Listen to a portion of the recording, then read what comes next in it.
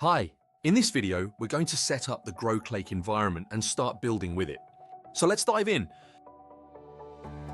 Step 1. Accessing Groclake documentation first. Open the Groclake documentation. The link is provided in the description. We'll be following this documentation for the setup process. Navigate to the installation and guide section. Step 2. Setting up the environment. For this video, we'll be using a Google Colab notebook, but you can use any code editor on your laptop or PC. The steps will remain the same.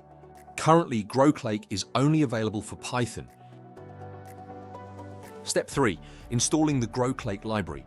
Let's begin by installing the Groclake library. Copy the installation command from the documentation and run it in your environment. As you can see, the code ran successfully, and the Groclake library is now installed. Step 4. Generating Groclake API key and account ID. Next, we'll generate the API key and account ID, which are necessary to use Groclake. Navigate to the registration page using the link provided in the description. Enter your email address and phone number. Submit the OTP sent to your email. Since I already have an account, I'll directly sign in. Don't worry, if you need help, all the steps are clearly mentioned in the documentation. Step 5. Creating a new API key.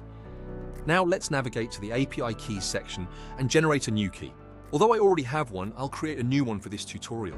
Click Create New Secret Key. Give a name to your key. I'll name it Groclake_API_key_2.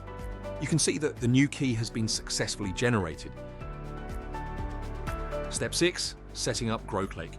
Now use the code provided in the documentation to set up your Groclake instance. Replace the placeholders for the API key and account ID with the values you generated. Step 7. Testing the API key. Finally, let's test if the API key is working correctly.